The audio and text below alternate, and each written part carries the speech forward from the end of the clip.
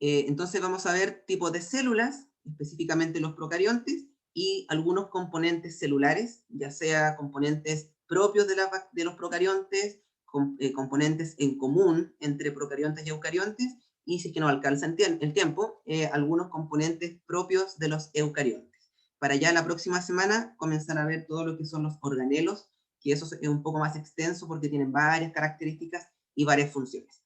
Entonces, los objetivos de la revisión de hoy, primero es identificar características de procariontes, reconocer componentes comunes a toda célula y por último, identificar estructuras eucariontes. Ya, como decía la semana pasada, estuvimos revisando un poquito, así que ahora recordar algunos conceptos. Bueno, acá tenemos una imagen tipo de una célula procarionte. Recuerden que los únicos dos ejemplos de organismos procariontes que existen en el mundo, por lo menos hasta ahora descubiertos, son las bacterias, como el ejemplo que está aquí, y las arqueobacterias, o también llamadas arquibacterias o arqueas. Son los únicos dos ejemplos de procariontes. O sea, si les piden nombrar procariontes, no hay más alternativa que esos dos, bacterias y arqueobacterias. Nada más que eso hasta el momento conocido. Ya, ¿qué más tenemos? Aquí tenemos una estructura típica de una bacteria. A todo esto hay que considerar que no todas las bacterias tienen los mismos componentes, no todas, hay algunas que tienen más componentes que otras, pero sí todas las bacterias van a tener ciertos componentes en común. Nos vamos a enfocar en las bacterias porque son las más estudiadas, las más conocidas, y en general las arqueobacterias también tienen los mismos componentes, solo que generalmente cambia la composición. La composición química de esas moléculas o de esos componentes cambian, pero básicamente la estructura es muy, muy similar. Ya. Tenemos que, claramente, de adentro hacia afuera, el componente más típico y el más importante de toda célula, tenemos aquí, ¿cierto? Que es el material genético, el ADN. Toda bacteria, toda célula tiene que tener ADN o material genético. Siempre el material genético va a ser ADN, siempre, siempre, siempre. ARN solo los virus, y recuerden que los virus no son seres vivos. Luego, otro componente que vamos a encontrar en todas las células, aquí aparece un puntito, ribosoma. Todas las bacterias tienen ribosomas y todas las células que existen en el mundo tienen ribosomas, así que es un componente también común en todos los procariontes.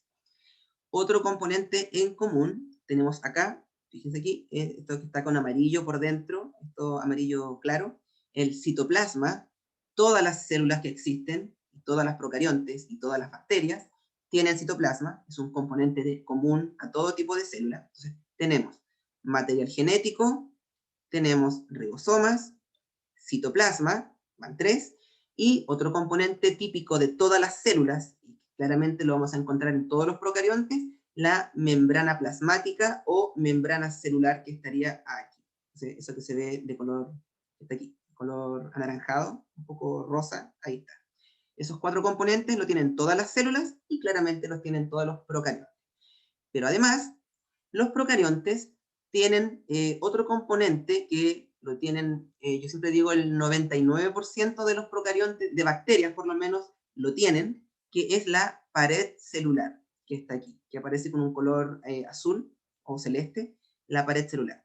La gran mayoría de las bacterias tiene pared. ¿Por qué digo la gran mayoría? Porque hay algunas excepciones, como las bacterias que se llaman los micoplasmas o micobacterias, y también los termoplasmas, que son bacterias de lugares más cálidos. Ellas no tienen pared celular, a diferencia de todo el resto de bacterias, porque son bacterias parásitas. De hecho, son las bacterias más pequeñas que existen. Entonces, las micobacterias o micoplasmas y los termoplasmas son bacterias que no tienen pared, pero eso es debido a su forma de vida, que son parásitas. Viven dentro de otras células, dentro de otras bacterias, dentro de otras células distintas, y no requieren pared, porque al vivir dentro como parásitas, obtienen todo lo que necesitan. Entonces, ellas no tienen pared, pero todo el resto de bacterias y todas las que existen, sí tienen pared. Por lo tanto, podríamos decir que la pared es un componente común de todas las bacterias, excepto micoplasmas y termoplasmas. Serían las únicas excepciones. Ya. Eso serían, entonces, como decía, material genético, ribosomas, citoplasma, membrana plasmática y pared celular. Son los 5 componentes que vamos a encontrar en todas las bacterias, salvo la pared, los micoplasmas y los termoplasmas, pero versus todas las bacterias que hay es nada, así que podríamos decir con seguridad que todas las bacterias tienen pared celular. Y otra característica que no hay que olvidar, dijimos que el material genético que está aquí, que es el ADN, también tiene relación directa con, más que un componente, como una ubicación, un lugar, una zona, que es nucleoide. No confundir con nucleolo, porque muchas veces se confunde con la palabra nucleolo, se parecen un poco, nada que ver, nucleolo es eucarionte. Nucleoide es el material genético, ¿cierto? El ADN de un procarionte, en este caso de una bacteria, y que se refiere a la zona del citoplasma donde está el material genético. Recuerden que los procariontes se caracterizan porque no tienen núcleo. Por lo tanto, el material genético, el ADN, se encuentra literalmente flotando o ahí inmerso o ubicado en el citoplasma, sin ninguna estructura que lo esté protegiendo físicamente, por decirlo así, como el núcleo, porque no tiene el núcleo. Entonces, ese lugar donde está el material genético se llama nucleoide. Entonces, si ustedes dicen nucleoide, estarían hablando del material genético. Entonces, para que recuerden eso y no confundan con nucleolo. No tiene nada que ver, excepto que se parece un poco a la palabra. Cualquier pregunta que vayan teniendo, vayan haciéndola. Ya, entonces, esos serían los componentes de toda procarionte, en este caso, bacteria. Pero hay otros componentes especiales que son los que vamos a ir revisando en estas diapositivas y con esta imagen también. Por ejemplo, algunas bacterias, fíjense aquí, tienen esto que parece como con amarillo, pequeñito. Algunas bacterias, no todas, tienen un ADN que es extracromosómico. Porque a todo esto también se le llama cromosoma bacteriano. Tiene un ADN extracromosómico, o sea que no es parte directa del ADN grande, por decirlo así. Y se llaman plásmidos o plasmidios. Y las bacterias que tienen plásmidos o plasmidios se caracterizan porque en ese ADN extracromosómico tienen características, yo digo así como bacanes o como superpoderosas o características interesantes de sobrevivencia. Por ejemplo, algunas bacterias pueden tener genes de resistencia a antibióticos, otras pueden tener genes de resistencia a algún tipo de desinfectante o a algún tipo de molécula química, etc. Entonces, el plásmido siempre tiene características genéticas distintas, y eso hace que esa bacteria tenga ciertas características diferentes al resto. Pero no todas las bacterias tienen plásmidos, solamente algunas. Eso sería un componente que no está en todas, pero la idea es que conozcan el nombre, porque todo puede pasar en las preguntas. A pesar de que en el temario solamente está explícito los componentes típicos y la cápsula, pero es mejor dar una mirada general a todo. También, otro componente que no todas las bacterias tienen es el flagelo, y ojo, porque muchas veces, y es frecuente que cuando uno les pregunta características de las bacterias, la gran mayoría siempre dice flagelo. No todas las bacterias tienen flagelo, de hecho una porción no tan grande posee flagelo, y las que lo poseen claramente tienen una ventaja porque pueden moverse en el medio externo o en un medio interno de un humano. Si está infectando la sangre, por ejemplo, o algún fluido, se pueden mover, pueden nadar. Entonces eso, pero no todas tienen flagelo. Y también ojo aquí, porque a veces se confunde que se dice, solamente los procariontes tienen flagelo. No, recuerden que en los eucariontes también tenemos flagelos. En el caso de los espermatozoides, ellos tienen flagelo. Entonces, hay flagelos en procariontes y en eucariontes. O sea, no es algo propio de ellos. Y para que no tengan esa concepción si es que la tenían. ¿Qué otra característica? Que igual después vamos a desglosar. Tenemos aquí una estructura que se llama pili, que después vamos a hablar de él, que no todas las bacterias lo tienen. Y acá con verde oscuro, o sea, no tan oscuro, pero verde, está la cápsula. Igual la vamos a ver en un rato más. Entonces, son componentes que no todas las bacterias tienen o no todos los procariontes tienen. Recuerden que son 5 los componentes que encontramos en todos los procariontes. El material genético, los ribosomas, el citoplasma, la membrana plasmática y la pared celular son los 5 componentes comunes en todos los procariontes, excepto los micoplasmas y los termoplasmas. Los demás componentes que aparecen aquí son propios de algunas bacterias, de algunas especies, de algunos tipos de bacterias, pero no de todos.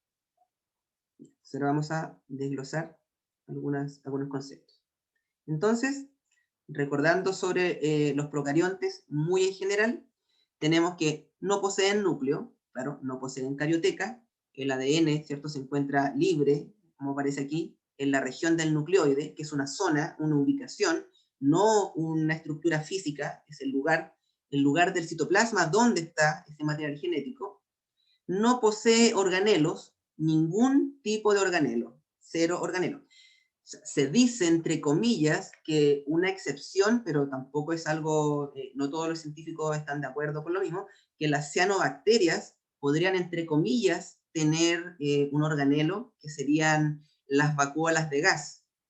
Pero, si vamos a la definición de organelo tiene membrana plasmática, y las vacuolas de gas están rodeadas de proteínas, por lo tanto, tampoco por definición sería organelo. Así que, sin organelos. Pero siempre tengan como, entre comillas, las cianobacterias tienen estructuras que no tienen otras bacterias, como las vacuolas de gas, pero en sí tampoco son orgánicos. Y por último, ya decíamos que las bacterias y los procariontes tienen ribosomas. 70S, hablábamos la semana pasada que era una unidad de sedimentación, que sedimentan más lento que los eucariontes porque son más livianos, entre comillas. Entonces, eso con respecto a los procariontes de manera general. Luego, tenemos que los procariontes sí tienen citoesqueleto, no les van a preguntar cómo se llaman, ni los tipos de proteínas, ni nada, pero tienen que tener en cuenta que el citoesqueleto procarionte, como aquí se puede ver, distintos tipos de proteínas, cómo se disponen, algunas son un poco más helicoidales, otras son más verticales o circulares. Ese citoesqueleto es de proteínas, pero formado por proteínas bacterianas, o sea, sabemos que en los eucariontes el citoesqueleto tiene tubulina, ¿cierto? Tiene filamentos intermedios, filamentos, microfilamentos, etc. Las bacterias solo tienen proteínas bacterianas, claramente. Sí, tiene citoesqueleto, pero es distinta la composición al de los eucariontes. Entonces, eso tienen que tener en consideración también. Luego, tenemos, ya habíamos hablado, que el material genético, ¿cierto?, no está dentro de un núcleo, más bien se encuentra en una región que es nucleoide, ¿cierto? Y tenemos que es solamente una molécula de ADN, el ADN bacteriano, es una sola molécula, que a veces se le llama cromosoma bacteriano, pero es uno solo, y además, sí tiene proteínas asociadas, pero no son histonas, que esa es una diferencia. Recuerden que en los eucariontes, cuando se habla el tema de material genético, ADN, para que se pueda enrollar el ADN requiere de histonas. En el caso de los procariontes, para que este cromosoma se pueda condensar, requiere de proteínas, pero que son no histonas, son proteínas igual de tipo bacteriano. Entonces, otra diferencia. Un solo cromosoma, y además que el cromosoma es circular. A esto se refiere que sea circular. Y además es cerrado. Bueno, aquí no se ve circular, pero imagínense que está todo enrollado. Igual si lo pudiéramos sacar y lo estiráramos, se vería así. Cerrado quiere decir que no tiene comienzo ni fin. Está cerrado, como una pulsera, como un anillo, como una argolla. En cambio, recuerden que el eucarionte es una estructura larga y abierta. Tiene un principio y tiene un fin. El procarionte no, cerrado. Otra característica, tenemos que los procariontes se reproducen o se dividen por fisión binaria. Ojo que nada que ver con la mitosis, acá no hay mitosis, simplemente el mecanismo se parece a la mitosis, pero no es mitosis. La fisión binaria es más sencilla en cuanto a los pasos y en todo lo que involucra. Claramente hay un periodo de crecimiento de la célula, de división del material genético, duplicación, mejor dicho, y finalmente una división celular. Entonces, pero no es mitosis, solo se parece en el resultado, que era una célula y se generan dos. Pero no puede ser mitosis, ¿por qué? ¿Por qué no podría ser igual que una mitosis? ¿Alguna idea? ¿Por qué no contiene cromosomas? Ya en un primer caso porque no tiene cromosomas, tiene solamente uno, y recuerden que los otros son varios cromosomas. ¿Y qué más? ¿Cuál es el objetivo de la ¿Son mitosis? unicelulares? ¿Perdón? ¿Por qué son unicelulares los procariontes? O sea, claro, porque son unicelulares, tienen un tipo de división distinta, pero en la mitosis, ¿qué ocurre? ¿Qué se divide en la mitosis? ¿Qué es lo importante que se divide en la mitosis? El núcleo. La información genética. El núcleo, sí, la información genética, pero el núcleo. Recuerden que la mitosis, la pro-meta-anatelofase, tiene el objetivo de dividir el núcleo. Entonces, como los procariontes no tienen núcleo, por eso no hacen mitosis, y el proceso es parecido, pero no es mitosis. Entonces, eso para que lo tengan en consideración. Ya. También se le puede llamar bipartición, es una alternativa de fisión binaria, pero lo más típico es fisión binaria, pero bipartición también es una forma de llamarlo. Luego tenemos, ya, y aquí sí me detengo un poquitito, porque aparece explícito en el temario, donde dice que tienen que reconocer el péptido glucano o péptido glicano. Dijimos que la gran mayoría de las bacterias, el 99% me atrevería a decir, tienen pared celular, y esa pared celular es muy rígida. Rígida, sí, muy parecida a la pared de celulosa de las plantas. Recuerden que los hongos y las plantas tienen pared celular rígida, que es muy dura para darle consistencia, ¿cierto? Y protección. La de los procariontes también es así, muy rígida, pero la diferencia que tiene es que no es de celulosa, más bien es de una macromolécula, o por qué no decir un complejo supramolecular, llamado péptido glucano, o también péptido glicano. Recuerden que glu o gli sería lo mismo en este caso. Péptido glucano o péptido glicano. Y más o menos en la imagen está por aquí, esta estructura que está por aquí, que básicamente es proteína con azúcar. Entonces, proteínas con azúcar que están enredados, ¿cierto?, entre tejidos y forman ese componente que es característico de la pared de los procariontes. Solamente los procariontes tienen pared celular formada o hecha de péptido glucano o péptido glicano. Esa es una característica única de los procariontes también. Los que tienen pared está hecha de este componente. Y al igual que los vegetales y los hongos, le da resistencia, ¿cierto? Le da protección y varias características más. Y de acuerdo al tipo de pared que tengan, conocemos las bacterias que son gram negativas y las bacterias que son gram positivas. No creo que les pregunten esto antes podía aparecer en la electiva de biología cuando preguntaban por bacterias, así que no asustarse de eso, pero básicamente gram negativo o gram positivo es gram con mayúscula porque es un apellido. El científico que descubrió una técnica de laboratorio era de apellido Gram, y él se dio cuenta que al ocupar ciertos colorantes, las bacterias que él le puso gram negativas quedaban con color rosado, y las bacterias que él le puso gram positivas quedaban de color violeta. Entonces, ese del gram positivo o negativo se refiere o hace alusión a una técnica de laboratorio, que se ocupan ciertas tinciones. Entonces, eso para que lo tengan como dato.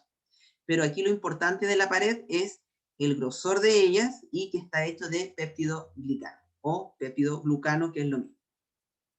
Único de procariontes, que son proteínas con azúcares.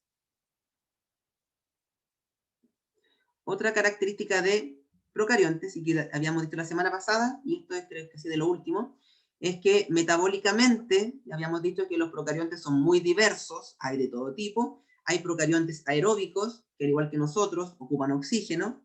Hay procariontes anaeróbicos, que no ocupan oxígeno, y al estar en presencia de oxígeno pueden morir.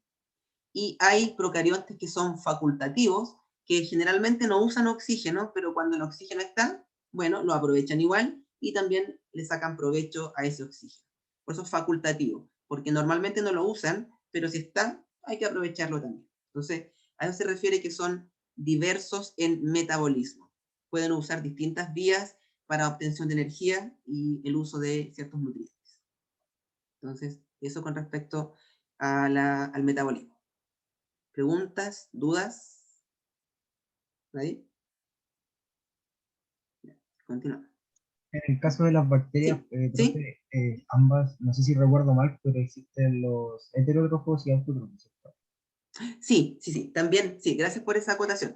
Hay bacterias que necesitan ocupar ciertos nutrientes que vengan de una fuente externa, o sea, entre comillas, comer, obtener nutrientes, ciertas moléculas orgánicas, son heterótrofas, pero también hay otras que, al igual que en las plantas, hacen fotosíntesis, que estas son las cianobacterias, que pueden hacer fotosíntesis también, como decía, ocupando luz del sol y todo esto, pero a diferencia de las plantas o de algas, las cianobacterias hacen la fotosíntesis directamente en su membrana plasmática. La membrana plasmática de las cianobacterias tiene todas las enzimas necesarias para la fotosíntesis. O sea, las plantas lo hacen en los cloroplastos y las cianobacterias lo hacen en la membrana plasmática, hacen la fotosíntesis. Y también faltó decir que otras bacterias que también son autótrofas son hacen quimiosíntesis, que es un proceso igual autótrofo, pero que en vez de ocupar energía del sol, quimiosíntesis, utiliza energía que viene de, ya sea de reacciones químicas o de algún tipo de elemento químico que le pueda proporcionar energía, pero no del sol. Entonces, hay bacterias heterótrofas y autótrofas también. Y, como les decía al principio, algunas bacterias tienen ciertas estructuras que son especiales. O sea, ya hablamos del plásmido, que es material genético extracromosómico, que quien lo posee puede tener características geniales, nuevas, distintas, superpoderosas en algunos casos, pero hay otras más que también, si bien en el temario aparece explícito la cápsula solamente, pero no está de más hablar de los otros. Tenemos que están las fimbrias, el pili.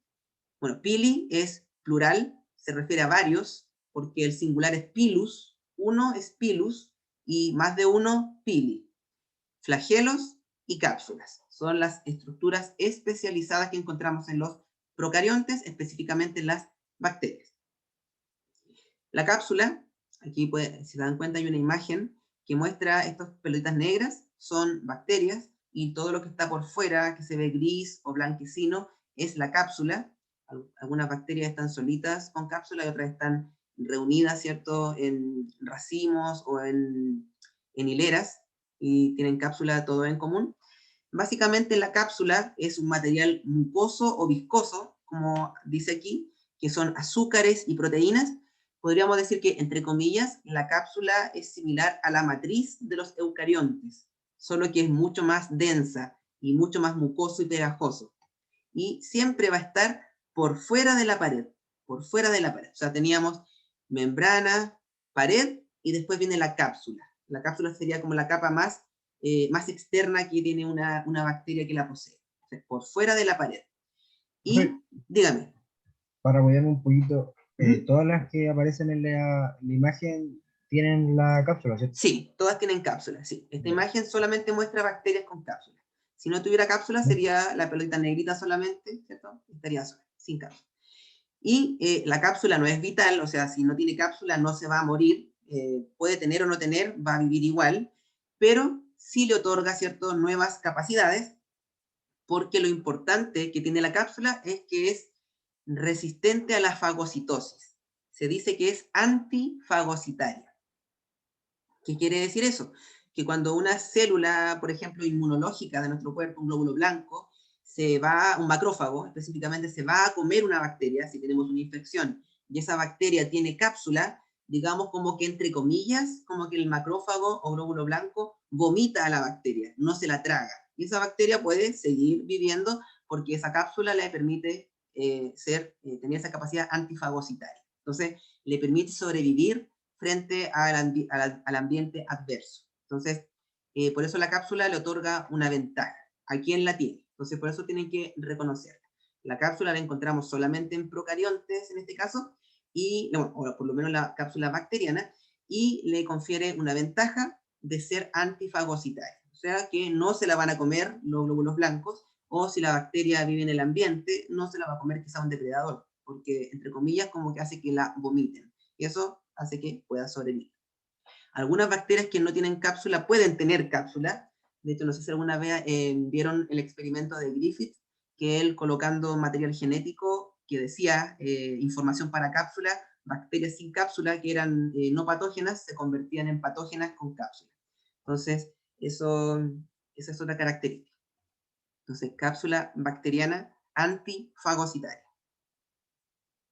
Luego, tenemos aquí el pili y la fimbria juntos porque a veces se confunde el término.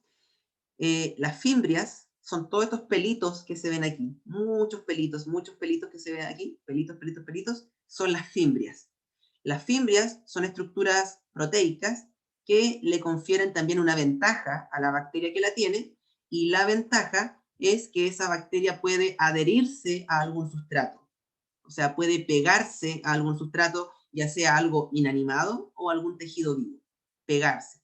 Por ejemplo, hay una bacteria que es la Escherichia coli, no me acuerdo cuál es el nombre, pero es la que causa infecciones urinarias, uropatógena, si es que no me equivoco, y esa Escherichia coli causa infecciones urinarias.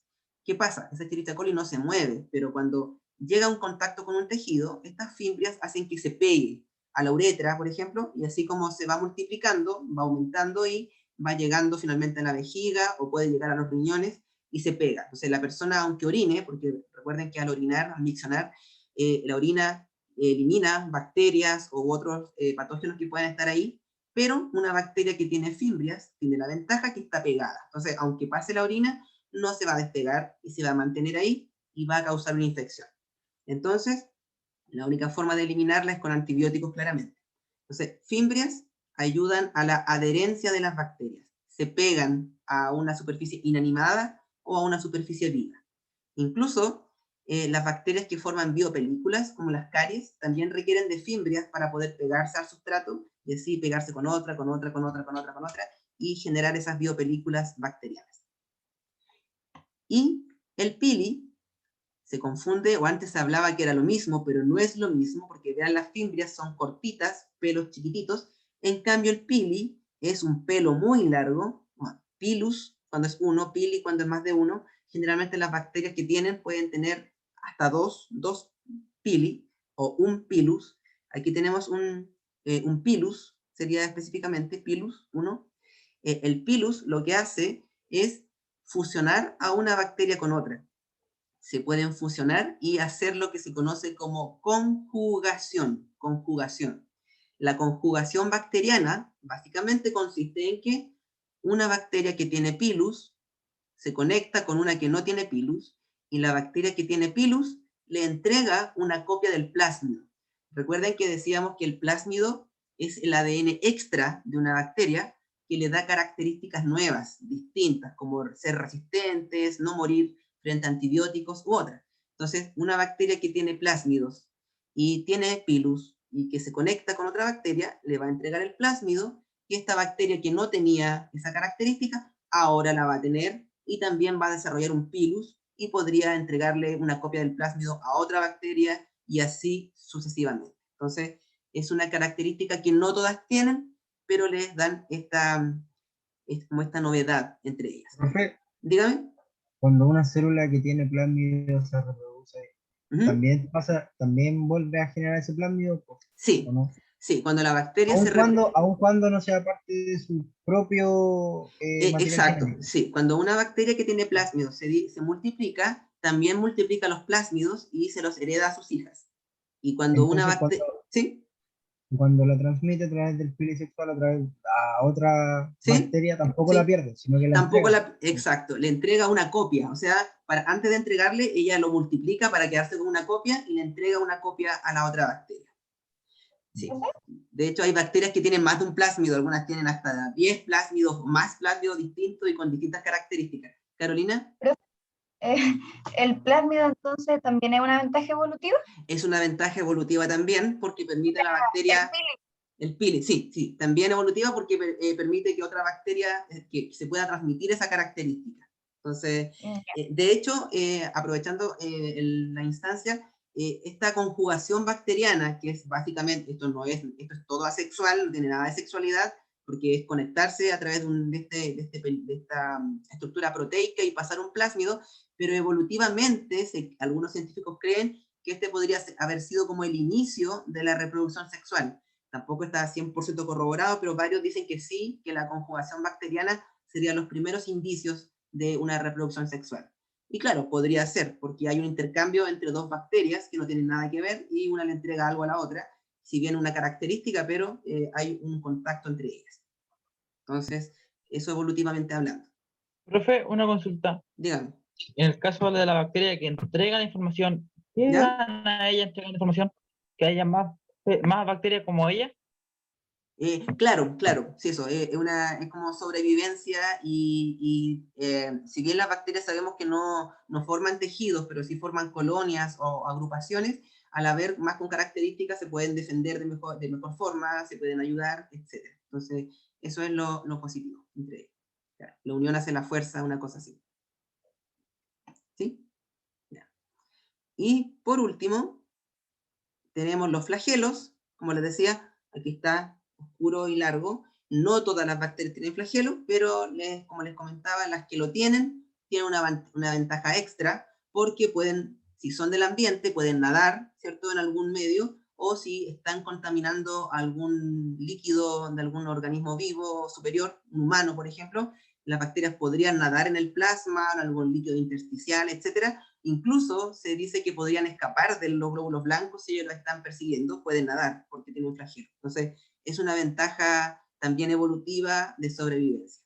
Algunas bacterias tienen un solo flagelo, algunas tienen 2, 3, 4, 5, creo que hasta 8 era la cantidad máxima, no estoy tan seguro, mentiría si es así tal cual, pero algunas pueden tener muchos flagelos. Algunas los tienen solamente en la parte final, otras tienen como un penacho, así como un moño de flagelos, otras les salen alrededor, etc. Pero es una característica distinta y beneficiosa para quien lo tiene. Y creo que aquí terminamos con la revisión de bacterias. ¿Dudas, consultas hasta el momento? ¿O pasó rápido el tiempo? ¿No? Ya. Agregué una pequeña revisión sobre los virus, solo por si acaso, porque es mejor prevenir.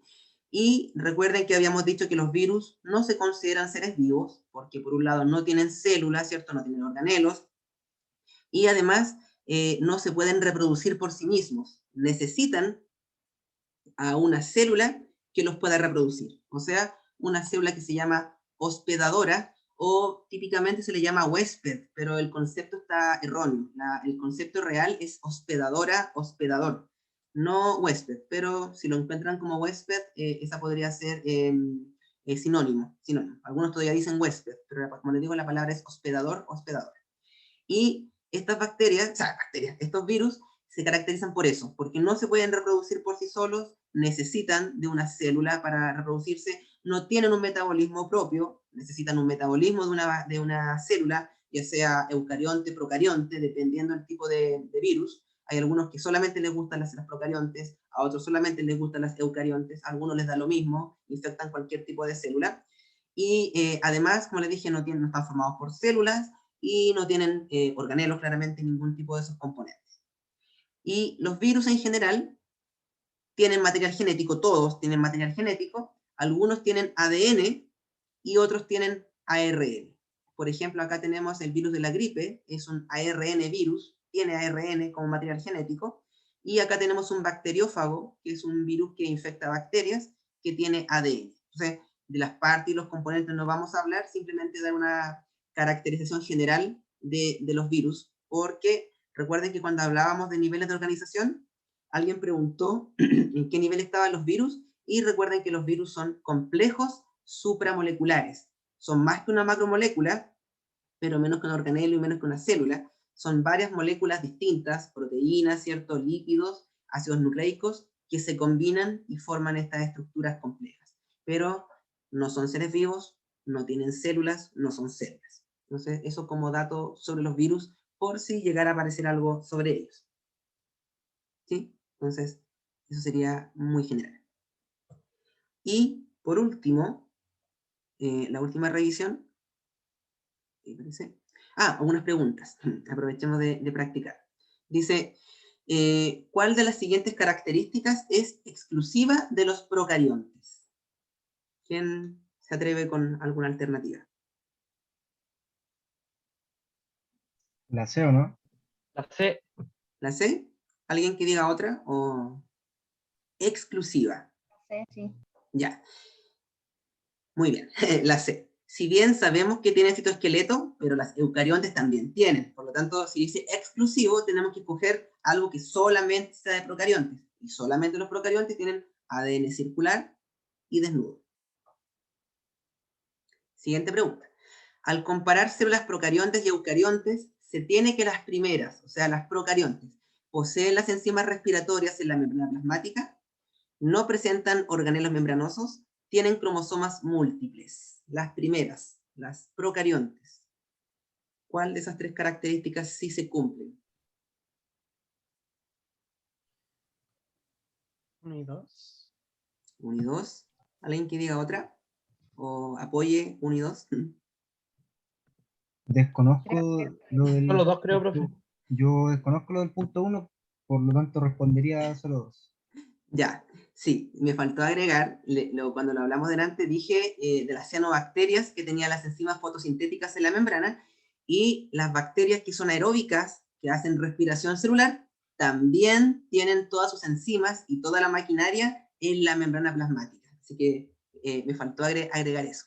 Que no necesariamente son los mesosomas, porque a veces antes se decía que los mesosomas son las estructuras bacterianas que hacen respiración, pero los mesosomas en sí tienen muchas funciones, como por ejemplo regular la replicación del ADN, o entre otras cosas más. Entonces, no es exclusivo. Cuando hablemos de fotosíntesis bacteriana o respiración bacteriana, siempre hablamos que ocurre en la membrana plasmática. Ahí están todas las proteínas. Entonces, correcta es 1 y 2. No presentan organelos. Profe, Dígame. pero en ese caso no sería la 1 no, porque no todas las células procariontes poseen enzimas respiratorias, o no todas necesitan de respirar. Claro, pero en general acá no nos está diciendo como exclusivo, o como que sea, o que todas lo tengan, simplemente se está comparando Debería decir procariontes. siempre, o sea, si Claro, dijera...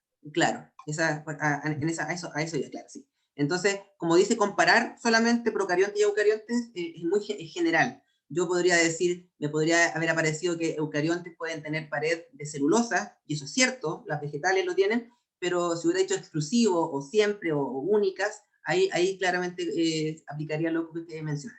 Pero como es general, puedo usar estas características generales. ¿Sí? Entonces, eso sería. Y una última pregunta, aquí. Respecto a las bacterias, ¿es correcto señalar que? Bueno, claramente aquí aparecen algunos conceptos que probablemente no los conozcan todos, pero la idea es, ahí van preguntando. ¿Con cuál se quedan?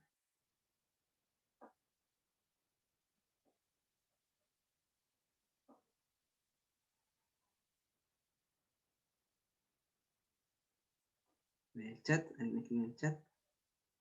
Dicen que la E, ¿ya? ¿Alguien que diga la E o diferente a la E? ¿O se quedan con la E? La E, profe. Ya, la correcta es la letra E. Presentan diversidad metabólica, recuerden que algunas ocupan oxígeno, otras no ocupan oxígeno, otras pueden ocuparlo o no ocuparlo, dependiendo el contexto que esté. Y bueno, aquí aparecen algunos conceptos que probablemente nunca los han visto, y la idea es que también explicarlos. La D dice que tienen quimiotaxis. Quimiotaxis tiene que ver como la orientación química que puedan tener en algún medio. Por ejemplo, si se orientan hacia algún nutriente, o se orientan hacia alguna fuente de algún mineral, etc. Eso es quimiotaxis. Pero las bacterias no solamente ellas lo tienen, también lo tienen los protozoos, por ejemplo. Entonces, por eso la D no puede ser. Acá dice la C, solo producen endotoxinas. Hay bacterias que producen exotoxinas, que son otro tipo de toxinas, así que tampoco sería. La replicación debe multiplicar las dos copias del genoma. Tenemos que las bacterias tienen solamente un cromosoma bacteriano, por lo tanto no hay dos copias de genoma. Hay un cromosoma que tiene genes y que ese se replica. Y la A, acá hay un concepto importante, y yo creo que vamos a llegar hasta aquí porque estamos en la hora. Dice, la compartimentalización es menor que en eucariontes. Bueno, como vamos a ver la próxima semana cuando veamos eucariontes, una característica distintiva de los eucariontes es que tienen una compartimentalización superior. O sea, hay distintos compartimentos para distintas funciones. llámese mitocondria, retículo rugoso, retículo liso.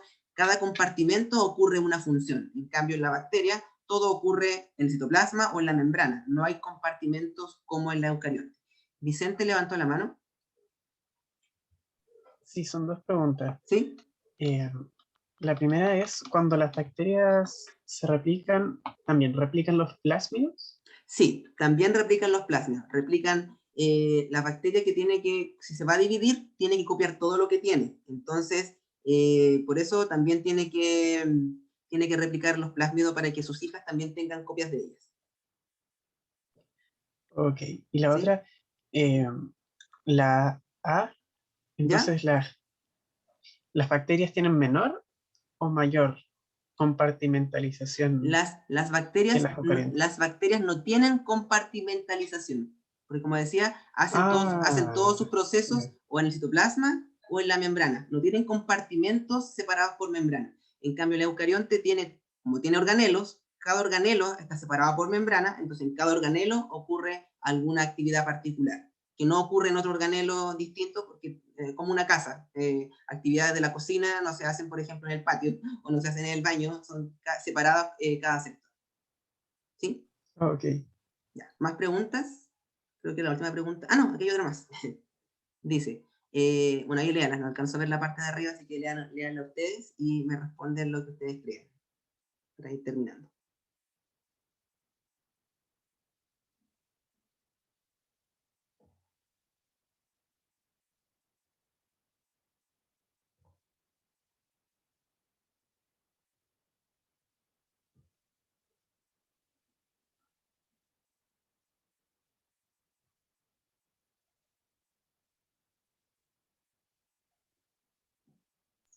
¿Es la D o no, profe? La D, ¿alguien dice otra? ¿O apoya la D? Sí, profe. Ya, veamos. Apoyo la D. La D, muy bien, porque están preguntando por las últimas, ¿cierto? Y sabemos que en los eucariontes está la celulosa y en la pared también está en vegetales como en hongos en el caso de eucariontes. En cambio, solamente en los procariontes está el péptido glicano o péptido glucano. Y eso sería la revisión de hoy.